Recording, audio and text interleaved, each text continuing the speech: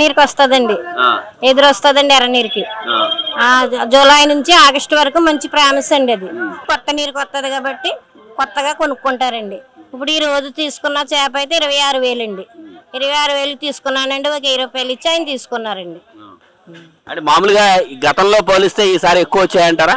ఇంకా లేదండి, ఇప్పుడు స్టార్టింగ్ కదా, ఇంకా ఆగస్టు వరకు వస్తాయండి. ఆగస్టులో బాగా పుల్లుగా వస్తాయండి. అది మా గోదాట్లో మార్చాం కదండి, మనం వస్తాయో రావో, ఒకటే వస్తుందో రెండో వస్తుందో తెలియదు కదండి.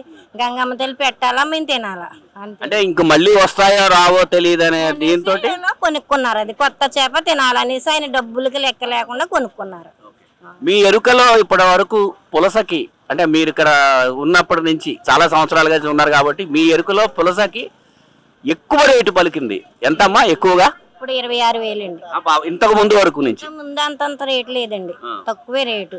ఇప్పుడు అంటే ఎక్కువ ఫేమస్ అనేసి, హార్ట్ ప్రాబ్లం ఉన్న వాళ్ళు అవి తినాలనేసి అంటున్నారనేసి అంత రేట్ అయినా తీసుకుంటున్నారండి. అసలు మామూలు చేపకి ఈ పులసకి ఉన్న ప్రత్యేకత ఏంటి? మీరు మహిళగా మీరు ఇంట్లో వండుకుంటారు కాబట్టి. డైలీ వస్తుందండి మామూలుది. ఇదైతే సంవత్సరానికి ఒకసారి వస్తుంది కాబట్టి, 2 నెలలు వస్తుంది కాబట్టి దీన్ని బాగా ఫేమస్గా వాడతారండి. అంటే రుచిలో తేడా ఏంటి? టేస్ట్ బాగుంటుందండి, అందుకే మరి అన్ని వేలు కొనుక్కుంటారండి.